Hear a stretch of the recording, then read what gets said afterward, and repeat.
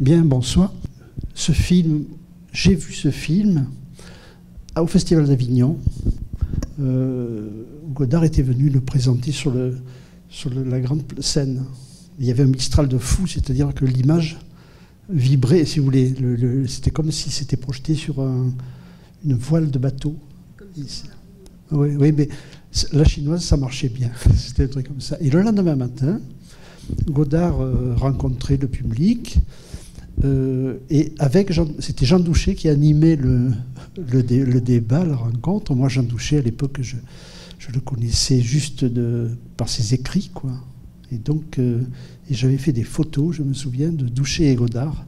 Là, après, bon, j'ai connu les deux, mais là, pour moi, il y a un truc comme ça voilà, qui se boucle par rapport à ça. Et après, évidemment, j'ai connu très bien Léo, Séméniaco, enfin, après, les autres...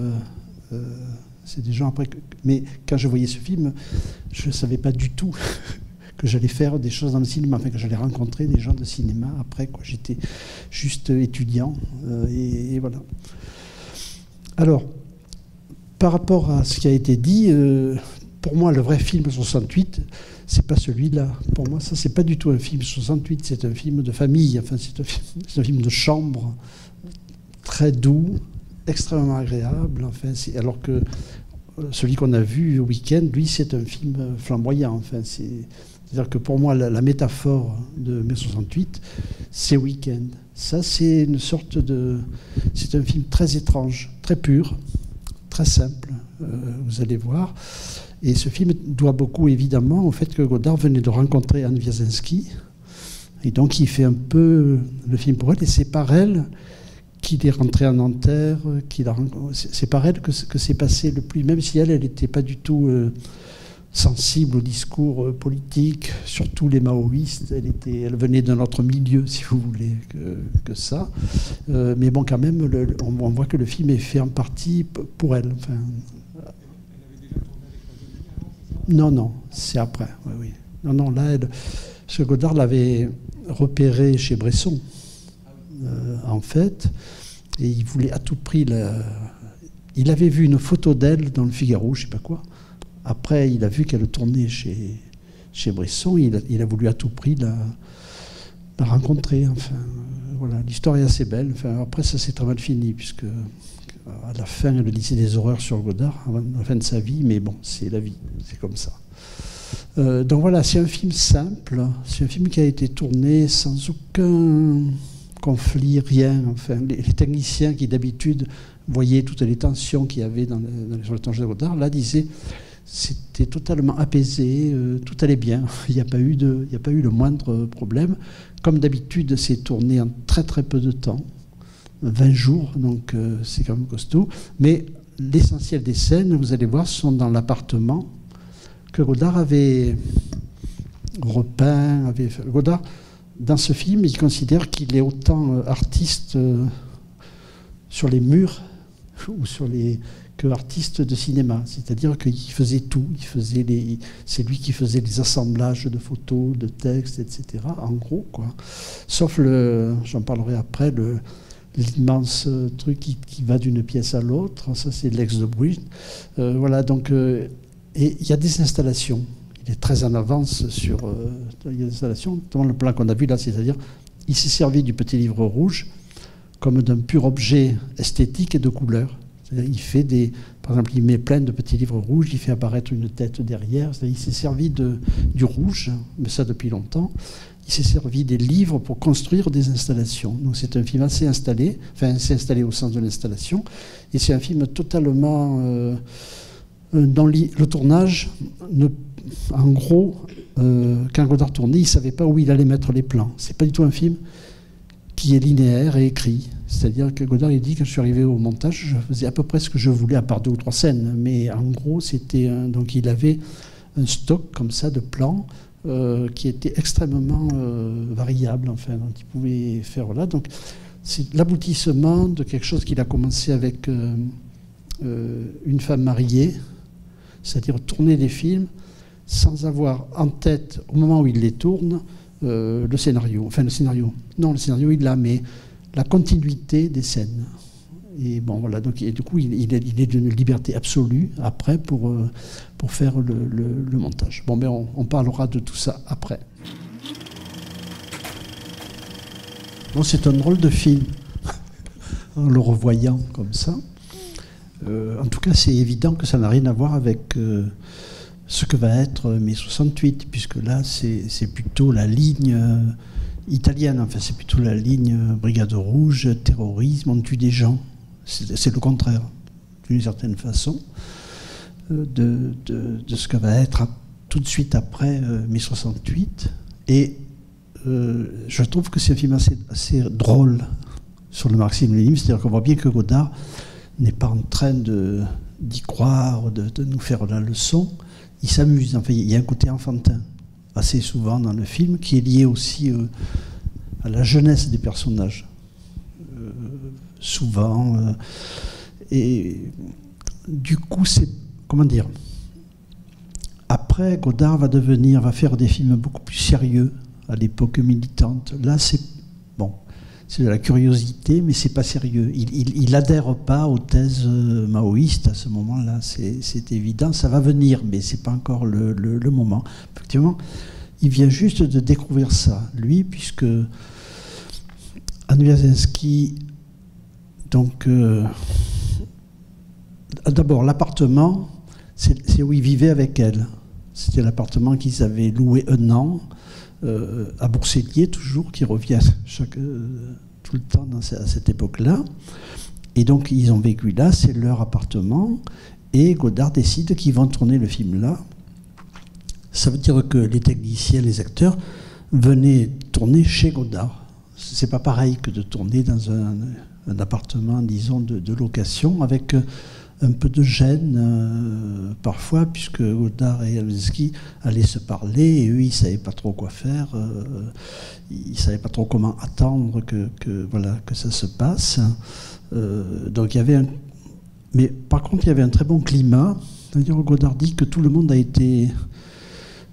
que le groupe s'est mis à exister. C'est-à-dire le groupe, enfin les acteurs ont tous eu de la sympathie les uns pour les autres, il n'y a pas eu de tiraillement, il ne s'est rien passé, disons, il n'y a pas eu de tension. Alors je fais un petit tour sur le... Parce qu'en fait, Godard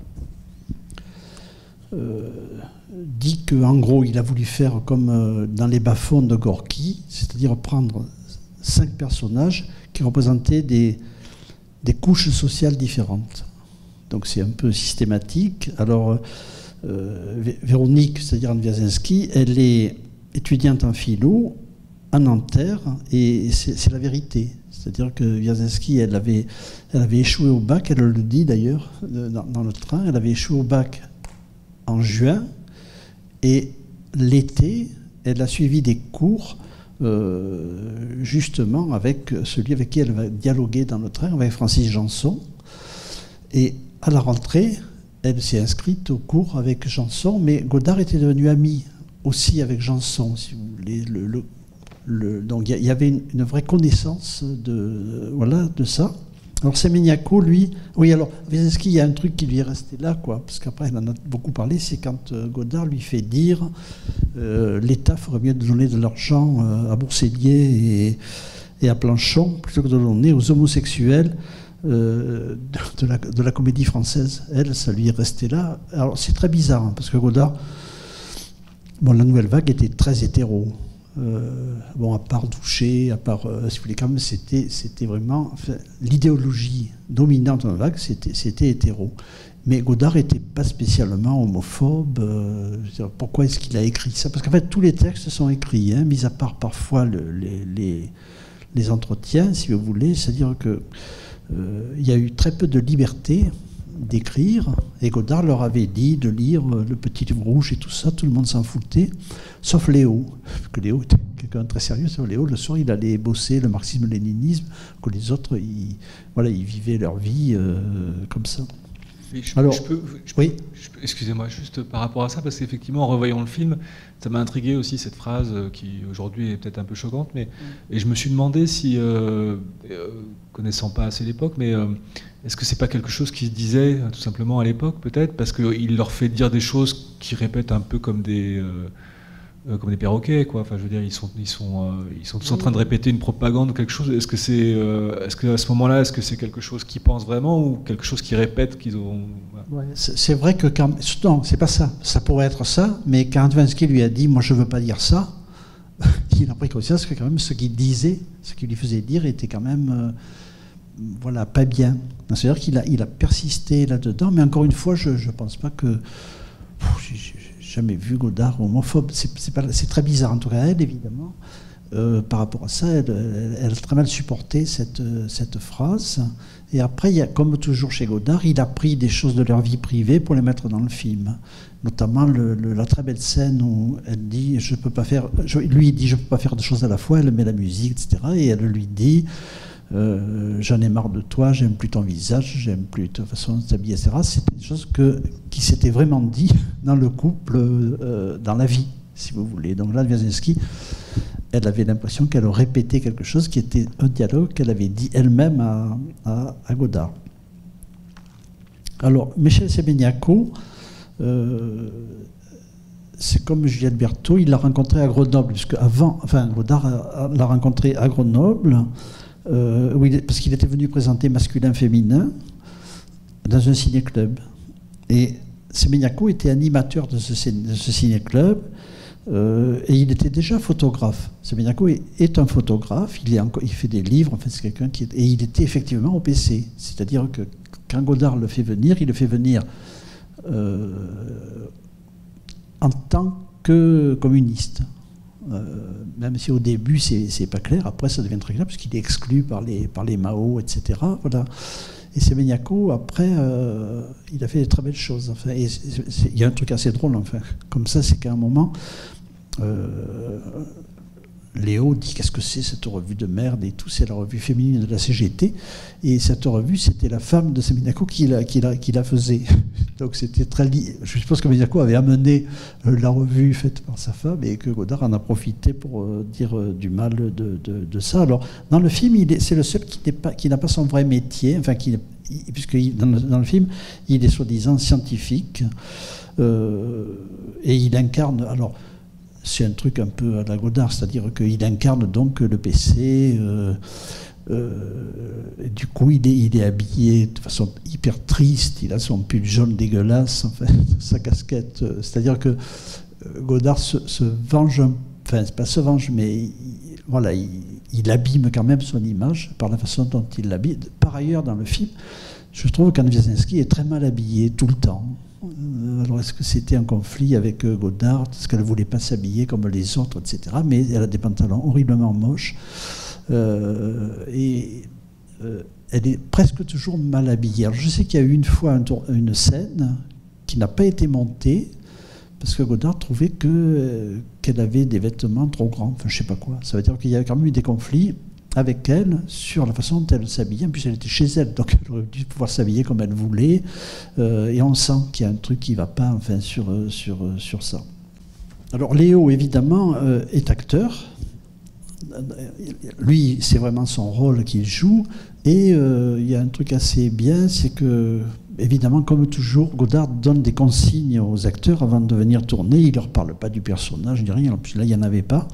Mais il leur dit de faire des choses, et Godard avait dit à Léo, pour préparer le film, je veux que tu manges bien, et que tu manges sans lire, que tu mettes 1 heure pour manger, et que tu fasses pas autre chose pendant que tu manges, parce qu'il trouvait qu'il était trop maigre, qu'il fallait qu'il se refasse une santé. Je suppose que Léo, qui est quelqu'un d'hyper sérieux, a dû le faire à ce moment-là. Alors après, il y a les cas plus douloureux. C'est l'ex de Bruggen, qui est celui, le peintre hollandais. Lui aussi, il joue son rôle. Hein. C'était vraiment un peintre. Et Godard lui demande à la fin de faire dans l'appartement la fameuse, si vous voulez, la spirale comme ça de Underwatser à l'école de Hambourg. Il avait protesté contre l'enseignement de l'école en faisant une énorme truc comme ça qui traversait toute l'école. Donc là, il refait ça, il recouvre les murs, les fenêtres, les portes. Alors, l'ex de Bruggen, ça s'est mal passé avec Godard parce qu'il avait des idées sur. Il disait, est-ce que je peux jouer la scène comme ça, et même il proposait à Godard des idées sur le jeu des autres. Pour ça, Godard, il ne supportait pas. Donc, ça a été très tendu. Et après, dans le film, il se suicide. Et après, il est mort très peu après d'overdose. Donc, il devait être quand même déjà lui-même un peu suicidaire. Mais bon, le cas le plus difficile, c'est Omar Diop, qui, lui, il a très peu de scènes, hein, l'Africain. Donc, Omar Diop était, lui, étudiant à Nanterre. Et c'était le meilleur ami d'Antoine Gallimard. Et évidemment, Anne Wierzinski était très ami avec les Gallimard. Donc Anne Wierzinski l'a ramené, disons, dans le film. Donc il venait du Sénégal et il était militant. Il était très politiquement engagé par rapport au Sénégal. Et à un moment, en 1973, le gouvernement français l'a chassé de France. Et quand il est arrivé au Sénégal, il a été emprisonné, torturé, il est mort en prison. C'est-à-dire que lui, son destin après a été assez rude. Et puis il y a Juliette Berthaud qui est absolument somptueuse, je trouve, dans le film, et qui a la porte de l'humour tout le temps. C'est-à-dire parce qu'elle joue comme si elle ne savait pas jouer. Enfin, il y a des trucs de décalage absolument drôles. Donc, elle aussi, elle avait rencontré Godard à Grenoble, à l'occasion d'un film, et elle était un peu comédienne, et elle rêvait de tourner avec Godard, comme toujours, donc elle lui avait écrit une lettre, et il lui avait donné un petit rôle dans D'autres choses que je sais d'elle, à la fin, et là, il lui donne un rôle important. Elle représente la classe paysanne, et je trouve, enfin, il y a un truc évidemment sur elle, c'est qu'aujourd'hui, quand on revoit les images, le maquillage des yeux, par exemple, qui était le sien, c'est totalement daté. C'est-à-dire, c'est le maquillage d'une époque très très précise, et c'était elle qui se maquillait. Il y avait peu de maquillage sur ce film, mais il y avait quand même une maquilleuse. Alors, bon, Godard, dans ce film, il fait un peu ce qu'il faisait déjà dans Masculin-Féminin, c'est-à-dire il interviewe, si on peut dire, les comédiens, mais au lieu de faire, pour rappeler dans ce qu'il avait fait dans Masculin-Féminin, il avait mis des chants et des contre-chants de l'un et de l'autre qui avaient été interviewés individuellement. C'est-à-dire que là, il respecte les dialogues et on entend sa voix. Elle est basse, mais on entend sa voix. C'est-à-dire là, il joue franc jeu. Il n'essaye pas de faire des manipulations, disons, avec ce qu'ils disent. Alors, le tournage, donc je l'ai dit, a duré très très peu. Il a eu lieu du 6 au 31 mars. Et puis il y a eu une seule journée. Après, il s'est arrêté 10 jours. Alors, bon, là, on voit la puissance absolue de travail de Godard, avec ce qu'il est capable de tourner en un jour, quoi. C'est-à-dire, par exemple, à un moment, j'essaye de retrouver, parce que ça c'est des choses précises et je ne veux pas me tromper. Par exemple, donc, une journée, l'équipe est en place au théâtre de Versailles, parce que alors l'histoire du théâtre de Versailles, c'est assez rigolo. C'est-à-dire qu'il voulait faire les 3 plans de Léo, habillé en révolutionnaire, qui est sur le balcon. Et il y avait un tournage, à cette époque-là, de Jean Aurel. Et Godard dit à Jean Aurel, est-ce que tu me prêtes une demi-heure? Ton équipe était... Et donc, il a tourné en une demi-heure les plans comme ça, et il a tenu parole, c'est-à-dire, il est arrivé... bon, il n'a pas éclairé ni rien, mais il fait le travelling, il fait marcher Léo, etc. Et puis il repart. Après, donc, il fait des plans de Jean-Pierre Léaud devant le théâtre, toujours en Saint-Just, voilà. Et si vous voulez, j'en viens à la séquence qui, moi, me paraît, je trouve toujours formidable, c'est celle avec Janson. Parce que Janson avait été réellement un peu le leader des porteurs de valises du FLN. C'est-à-dire que ce qu'il dit dans le film, il l'a vraiment fait. Et Godard avait déjà eu une histoire à l'époque d'À bout de souffle avec les porteurs de valises, puisque sa monteuse, Cécile de Cugis, a fait plusieurs années de prison parce qu'elle était une porteuse de valises. C'est-à-dire que du coup, Godard, il y avait un truc, elle avait fait un film sur la situation en Algérie, sur Godard. On retrouve là quelque chose qui lui avait peut-être un peu échappé au mandat de souffle, où il n'était pas tellement politisé. Et donc, il est très content de faire tourner Janson, parce qu'il dit, je le connaissais, il s'entendait très bien avec Anne Wiazemski, et donc je pouvais tenter ce truc qui est fait à toute vitesse, hein, c'est-à-dire là c'est 2 heures de tournage dans le train, c'est-à-dire c'est quand même costaud d'arriver à faire ça. Alors c'est un truc encore comme d'habitude, enfin si on peut dire comme d'habitude, c'est-à-dire Janson invente son dialogue, mais Anne Wiazemski a des oreillettes, et Godard lui dit ce qu'elle doit dire. Alors c'est assez décousu, mais Janson, il est très costaud, c'est-à-dire il tient, il se laisse jamais énerver, il est toujours sage, gentil, et il dit des choses évidemment pas du tout maoïstes. C'est-à-dire que lui dit c'est des conneries, vos trucs, vous n'allez pas tenir 2 jours, etc. À quoi ça sert? Qu'est-ce que vous allez faire après? Enfin, il dit des choses tout à fait réalistes par rapport à son projet, elle, de terrorisme, enfin d'aller tuer des gens pour que l'université se ferme. Et alors, c'est quand même... Enfin, moi, je trouve ça incroyable, quoi. La capacité qu'avait Godard à l'époque. Il prend le train avec son équipe, petite équipe, et 2 heures après, c'est tourné. Et quand il s'arrête, il avait besoin de plans de poules, de nature, etc. Il est fait en 1 demi-heure. C'est-à-dire qu'il s'arrête à côté... Il y avait une ferme, et les plans sont très beaux. Enfin, moi, je trouve que les plans sont très beaux.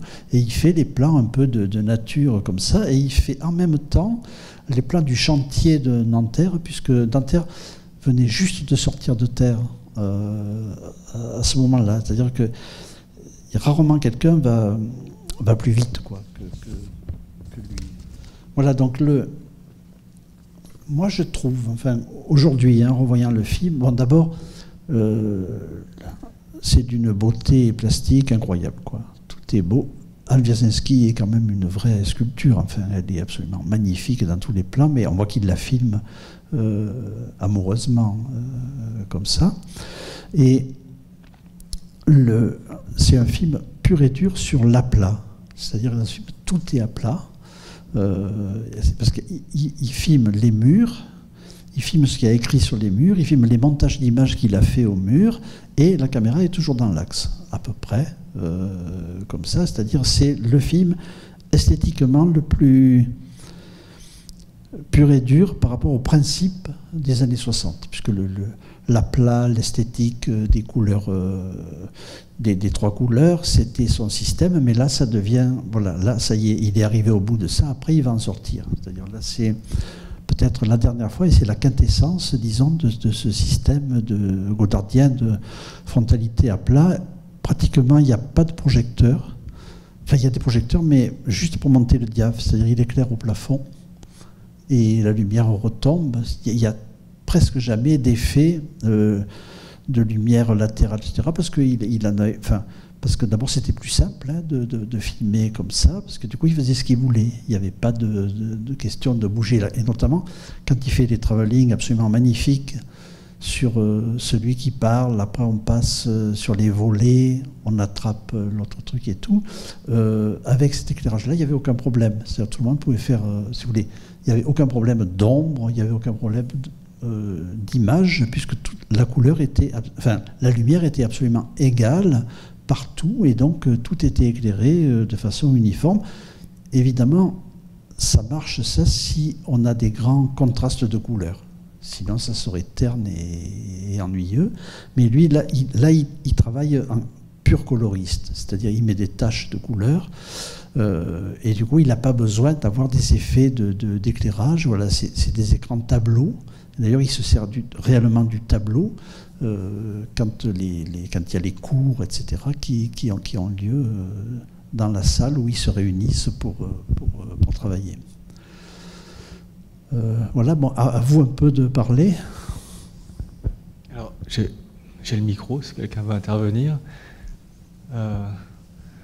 Quelqu'un veut, je sais pas, Moi, pour rebondir un petit peu sur ce que vous disiez, sur la manière dont le film est fait en aplat, c'est vrai que je trouve ça hyper intéressant parce que je trouve ça vraiment très raccord avec la manière dont ces jeunes gens en fait ont de parler en fait d'être dans une espèce de délire constant, de répéter une propagande, enfin une espèce de méli-mélo comme ça, qui est finalement complètement déconnecté de la réalité au fond. Et je trouve que ça fonctionne hyper bien parce qu'effectivement la manière de filmer les abstraits en fait littéralement en fait du monde quoi. Et enfin, je sais pas, je trouve ça vraiment très frappant dans ce film. À la fois il y a ça et en même temps c'est un film qui est très déstabilisant parce qu'on a vraiment du mal à se raccrocher à un début, une fin, enfin un semblant un petit peu quand même de continuité d'histoire. Mais c'est ça qui est fascinant aussi, hein, mais ça le rend quand même difficile, je trouve, encore aujourd'hui. Enfin, il me semble. Oui, après, parce que c'est vrai qu'il n'y en a pas. Sauf un truc, c'est quand il commence à parler de faire un attentat, il vote, c'est elle qui est désignée, et après il y a l'attentat qui est bâclé. Il a fait ça en 1 heure. Le truc, les 2 plans avec la voiture, qui sont quand même très complexes, parce qu'il y a le grillage qui se ferme, il y a un chien, il y a un teckel génial qui accompagne. Donc, évidemment, il ne l'a pas fait exprès. Donc, c'est vrai que le réel, dans ce film, il y en a très très peu. C'est pour ça que les plans de campagne, d'un seul coup, on se dit, on est quand même dans cette terre. Enfin, quand il filme les poules et le paysage, il y a un effet de réel bien plus fort que si c'était un plan où il y a la campagne partout et on s'en fout et on ne voit rien, quoi. C'est-à-dire il a joué, je pense, un tout petit peu de ça. Et sinon, on ne voit rien d'autre, effectivement, que ce que lui met en scène dans le cube blanc de cet appartement. Et c'est vrai que du coup, le côté qui sont en boucle entre eux et qui sont absolument loin de toute réalité, c'est évident. Enfin, on y croit. On est dans la cocotte minute, nous-mêmes. La caméra est dans la cocotte minute et nous aussi. Enfin, je sais pas, après, l'autre commentaire que je pourrais faire, c'est qu'on est... Évidemment, on ne sait pas très bien ce qu'il en pense, Godard, et c'est très bien comme ça, enfin, je veux dire, dans le sens où il y a le côté caricatural, mais il y a quand même aussi, comment dire, la réalité de l'époque, avec les mouvements contestataires, enfin, la réalité politique et sociale, en fait, qui faisait qu'on arrivait à mai 68, qu'il y avait un vrai fondement, en fait, à la contestation, parce qu'on pourrait croire qu'il est juste dans le ricanement. Mais enfin, en le revoyant, je ne trouve pas en fait, qu'on puisse vraiment l'accuser de ça. Et par rapport à ça, est-ce que vous pourriez peut-être évoquer le film de Hazanavicius, qui s'appelle le Redoutable, je crois, et qui parle précisément de cette période, il me semble. Ouais, je déteste ce film. Oui, mais justement, mais je trouve ça... Non, c'est pas ça.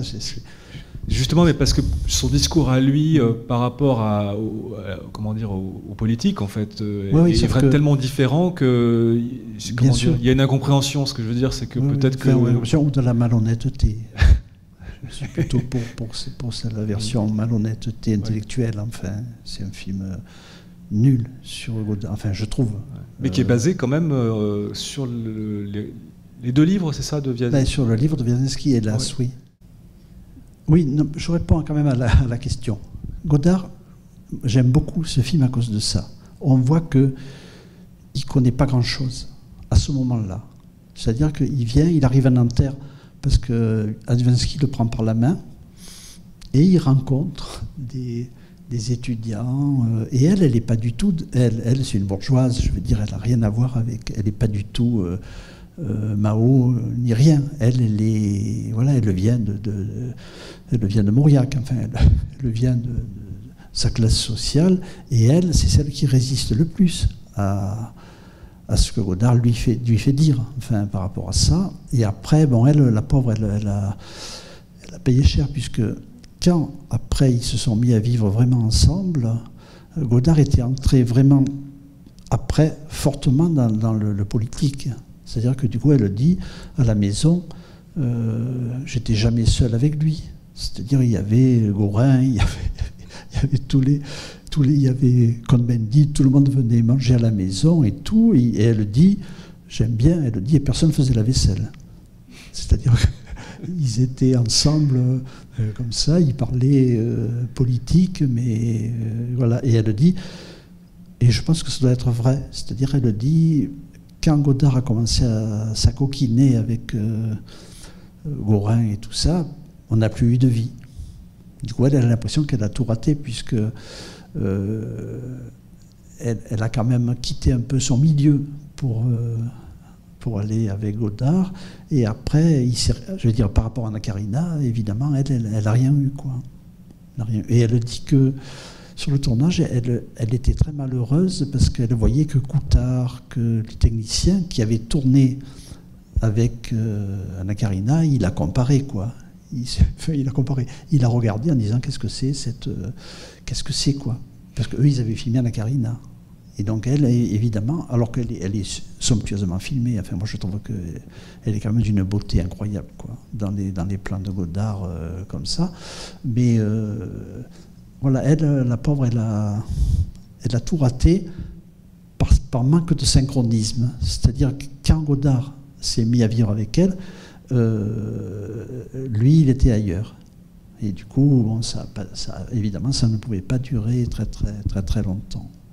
J'ai un souvenir, moi, personnel, devant l'église Saint-Sulpice, un soir, il y avait eu un grand écran gonflable où il passait la chinoise. Je ne sais pas quelle était la raison, etc. Et j'avais donc accompagné Anne Wierzinski, qui était venu parler du film, et au moment même où ça allait commencer, il s'est mis à tomber des cordes. Donc la mairie, je ne sais pas, avait mis des chaises devant, et les gens sont restés. C'est-à-dire les gens, des parapluies, c'est-à-dire, bon, alors que la chinoise, ils l'avaient déjà tous vue. C'est-à-dire qu'il y a eu un truc comme ça de croyance qu'il ne fallait pas partir parce qu'il pleuvait. Donc ce film a des problèmes météorologiques, puisque à Avignon, c'est le Mistral, et à Paris, c'est la grosse pluie. Donc, et Anne Wierzinski était très vaillante. Parce que moi, j'ai pas mal accompagné Anne Wierzinski dans des rencontres avec le public comme ça, et des choses assez... Bon, du coup, j'ai un peu su des choses, ce qu'elle pensait des films, enfin, etc., par rapport à... Voilà. Et en plus, à l'époque, quand j'ai fait Godard par Godard, j'étais allé voir évidemment toutes les ex de Godard pour leur demander des photos. Et Anne Wierzinski, elle m'a dit, voilà, moi parce qu'elle avait fait plein de photos de Godard, parce qu'elle était photographe de plateau à ce moment-là, et donc elle m'a dit, voilà, j'ai tous les négatifs, j'ai tout dans ma cave, j'ai peur que ça s'abîme, je vous les donne. Donc je suis reparti de chez elle avec 2 cartons de négatifs, etc. Et ça a duré 20 ans. Donc je les avais fait expertiser, parce que pour moi c'était très important, la confiance qu'elle me faisait de garder les négatifs. Enfin, et voilà. Et 20 ans après, enfin je sais pas, il y a un peu avant sa mort, Gallimard lui a dit, on fait un livre avec tes photos de quand tu étais marié avec Godard et que tu filmais le soir quand il douchait, le teckel, etc., quoi. Donc à ce moment-là, elle les a récupérées. Et donc ces photos sont restées 20 ans chez moi. J'étais évidemment très soigneux qu'elles ne s'abîment pas. Comme ça. Et après, on s'est un peu fâché sur cette histoire de photos. Mais bon, c'est autre chose. Je ne sais pas, quel film de Godard vous recommandez de voir peut-être à la suite de ce cycle? Parce qu'évidemment, il a cessé de faire des films jusqu'à aujourd'hui. Oui. Là, on a qu'une petite part. Enfin, on a vu 8 films cette année. Et, bon, c'était un échantillon des années 60, mais est-ce que voilà vous... Pour moi, c'est si on met les années 60 comme un gros bloc, ce que c'est quand même un bloc. Après, les années militantes, c'est pas très intéressant. Enfin, les films politiques et militants ne sont pas très intéressants. Et après, pour moi, une grande période, c'est quand il revient au cinéma et qui fait Sauf qui peut la vie, Passion, Je vous salue Marie. Là, pour moi, on est peut-être que je préfère encore ça aux films des années 60. Quoi. Là, il y a 4 films absolument magnifiques où il est... Première moitié des années 80, c'est ça? Oui, en gros, puisqu'il fait Sauf qu'il peut la vie en 79. C'est Karmitz qui lui dit reviens au cinéma. Et après, il fait... et moi, j'adore absolument Passion. Quoi. Passion, pour moi, c'est peut-être le plus grand film de Godard. Voilà, du point de vue comme ça de la pensée du cinéma, le rapport à la peinture, etc. Et j'ai vraiment plus que de la sympathie pour Je vous salue Marie, c'est un film que j'adore, enfin, Salut Marie, qui est un truc magnifique, quoi. Enfin, aujourd'hui encore, hein, quand on le revoit, voilà. Bon, après, comment dire, à un moment, je vois ce qu'il fait, mais j'ai moins d'empathie, enfin, j'ai moins de... Voilà, quoi. Alors, quand il fait Je vous salue Marie, je suis comblé, enfin, je suis immédiatement pris, quoi. Parce que sur Je vous salue Marie, je me souviens bien de ça, il fait une projection sur les Champs-Élysées, il m'appelle, il me dit de venir voir le film, donc j'y vais. Et puis, Godard ne fait jamais ça d'habitude, c'est-à-dire, on était 3, on voit le film, et il rôdait dans le couloir, enfin, comme ça, ce qui est nul. Je veux dire, quand on montre un film, on ne se met pas à la sortie, quoi. Et moi, j'étais réellement bouleversé par le film. C'est un film qui m'a mis KO. Et donc, à la sortie, je ne lui parle pas. Je passe à côté de lui, je rentre chez moi, et il m'appelle, il me dit, mais pourquoi vous ne m'avez pas parlé? Je vous invite, voyez mon film, et après vous ne me parlez pas. Et je lui ai dit, parce que j'étais vraiment KO, enfin je lui ai dit la vérité, je lui ai dit que j'adorais ce film, voilà, et que j'étais parti parce que je n'étais pas en état de lui parler, en gros, pour aller vite, quoi. Donc pour moi ça a été parce que c'est le seul film, Je vous salue Marie, où j'ai eu l'impression qu'à la première projection, j'avais tout attrapé. Parce que le film de Godard, il faut du temps. Je veux dire, le film de Godard, la première fois où on les voit, c'est dur. Enfin, je veux dire, c'est dur. Et on n'est pas sûr de ce qu'on en pense même. Et après, quand on les revoit, on se fait une idée. Mais il y a toujours un moment d'opacité, on a l'impression qu'on est pris à revers, on est, voilà, pas Je vous salue Marie, Je vous salue Marie. Je suis rentré droit, direct, sans la moindre résistance, ni rien, et j'avais l'impression que j'avais tout pris du film, enfin que ce film ne m'avait résisté en rien, par rapport à... Parce que tous les autres m'ont résisté, enfin comme tout le monde, tous les autres m'ont résisté au début. Peut-être pas Le Mépris, parce que c'est un film aussi pareil, c'est un film limpide, enfin, comme ça, mais sinon, après... et après, donc, les films actuels, il faut du temps, quoi. Mais il faut du temps, mais je le prends. C'est-à-dire, je considère que si on va au musée et qu'on est devant un tableau, on ne va pas attraper du premier coup de la croix, enfin, il faut du temps, il faut le revoir, il faut revenir, et après, il est à nous. Mais Godard, qu'un film de Godard soit à nous, c'est dur. Enfin, c'est dur, et surtout, ça prend beaucoup de temps, quoi. Et là, les derniers, bon, le livre d'images, j'ai mis du temps, mais là, ça y est, quoi, il est à moi, enfin, si j'ose dire. Mais c'est vrai que c'est pas facile. Mais ouais. Bon, Godard a raison. Il dit, pourquoi est-ce que... Godard, il dit, quand on écoute un morceau de musique, jamais, la première fois on l'écoute, on a attrapé la musique. C'est pas vrai. Pour attraper la musique d'un nouveau disque, enfin, ou d'un morceau qu'on n'a jamais entendu, ben, il faut revenir, il faut du temps, il faut s'habituer, et les films, c'est pareil. Il dit, sauf que le spectateur de cinéma, lui, il veut tout de suite. Il veut pas... il veut se dire, j'ai tout compris, etc. Voilà. Bon, mais ça, c'est un problème de...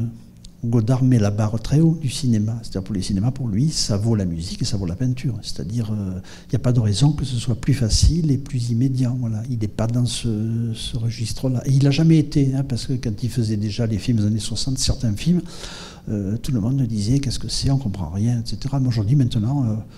tout le monde a compris. Je veux dire, en 60, ça ne pose plus de problème, quoi. Donc voilà, il faut le temps, même si quand même, parfois, Godard a des projets plus difficiles. Et actuellement, il est dans une phase de projet difficile, enfin, je trouve. Voilà, pour le spectateur, c'est pas évident, enfin. Ou alors ça demanderait une attention que plus personne ne va. Je veux dire, attention, c'est une chose qui actuellement est totalement dévaluée. Enfin, les gens aujourd'hui, ils veulent qu'on leur envoie les trucs directement à consommer. Ils n'ont plus l'idée qu'il faudrait un peu d'attention pour attraper un film. C'est plus à la mode. Enfin, c'est plus du tout ce qui se passe, quoi. C'est pour ça que moi, j'aime bien finalement aller parler des films. Pas les films qui... Enfin, j'aime aussi parler des films qui sortent, mais parler des films d'avant, enfin, ou d'il y a 10 ans, ou d'il y a 20 ans, parce qu'ils ont eu le temps de reposer. Et j'ai eu le temps, moi, de les faire miens, enfin. Je voulais juste peut-être recommander, je ne sais pas, peut-être vous le connaissez déjà, mais Histoire du cinéma, que je trouve vraiment magnifique, la série qu'il a faite à partir de la fin des années 80, je crois. L'Histoire du cinéma, c'est... Ouais. Je pense que... c'est le film... Il n'y a rien qui ressemble à ça. C'est l'Histoire du cinéma. Ça lui a pris 5 ans de travail continu et acharné. C'est-à-dire que c'est une œuvre incroyable. Et justement, c'est le cas. C'est-à-dire, quand on les voit la première fois, c'est tellement compressé qu'on se dit j'y arrive pas. Et après, c'est assez limpide. Quand je revois maintenant l'histoire du cinéma, je me dis pourquoi ça nous a paru si compliqué, alors que c'est très clair. Je veux dire, en plus, c'est clair, sauf que c'est très serré. C'est-à-dire qu'il faut le travail mental de décompresser ce que lui compresse. Mais je l'ai vu travailler, moi, sur l'histoire du cinéma, et je me souviens que donc, chez lui, il y avait une pièce où il y avait par terre, je ne sais pas, 3000 images. Il arrachait les pages, par exemple, des livres d'art, il les posait, il arrachait les photos dans les magazines, il les posait. C'est-à-dire qu'il était là et il avait son stock d'images à la fois par terre et dans sa tête. C'est-à-dire que quand il montait, il allait chercher ça. Et une fois, pour moi, ça a été quand même extraordinaire. Je vais à Rolle et il me montre les 2 premiers épisodes. Comme ça, sur son truc. Et bon, j'étais assez sidéré et je les ai bien mémorisés parce que je savais ce que ça représentait. Et il a fallu encore 2 ans pour que les premiers épisodes passent à la télé et il ne restait plus rien. C'est-à-dire qu'il avait tellement retravaillé les 2 premiers épisodes qu'il ne restait que dans ceux qui sont passés à la télé, il n'y avait plus une image. C'est-à-dire qu'il avait entièrement refondu le truc, il avait repensé le montage, il avait repensé les voix. Il y avait même des acteurs qu'il avait filmés qui ne sont plus dans les histoires du cinéma. C'est-à-dire que c'est un travail surhumain, l'histoire du cinéma, vraiment, quoi, comme ça, et fait avec beaucoup de calme. Et je l'ai vu aussi comment il choisissait les extraits, parce qu'une fois j'étais dans un endroit où il était en vacances et chez des amis, et c'était l'époque des VHS. Et donc ses amis avaient plein de VHS. Et Godard, il prenait les VHS, il les mettait dans le lecteur et il les passait en accéléré. Et il attrapait un plan. C'est-à-dire qu'il ne regardait pas les films. Il est passé pour repérer un plan dont il aurait besoin pour l'histoire du cinéma. Donc après, il prélevait le plan, mais il a regardé toutes les cassettes, quoi. C'est-à-dire que c'était un travail comme ça de voir un maximum de plans pour choisir un plan, peut-être des fois sur 3 cassettes, parce qu'il en aurait peut-être besoin dans les histoires du cinéma. Donc c'est une façon de travailler réellement assez incroyable. Et après, j'aime bien cette idée que dans les histoires du cinéma, les plans, il aurait pu mettre des très beaux plans pris sur les DVD. S'il les avait vus sur VHS, il gardait l'image VHS. C'est-à-dire que pour lui, ce qui importait, c'était ce qui s'était imprimé dans sa mémoire et pas les copies toutes neuves et impeccables. Il n'avait pas envie de ça, d'avoir des images parfaites, quoi. Et il avait raison, parce que quand on voit aujourd'hui le film, on voit les couches de temps. Enfin, on voit comme un peintre, c'est-à-dire on voit ce qui a été peint à tel moment, etc., quoi. Et après, il a commencé à abîmer les plans. Bon, ça c'est le livre d'images, c'est autre chose. Il a commencé à abîmer les images qu'il citait, enfin, qu'il empruntait, en tout cas à les retravailler. C'est encore pire que dire je prends les VHS, c'est-à-dire je retravaille, enfin je remixe. Bon ben, je pense qu'on peut peut-être s'arrêter là. On peut s'arrêter là. Merci beaucoup en tout cas pour ce cycle et cette année passée avec Godard. Merci Alain Bergala. Bonne soirée. Merci.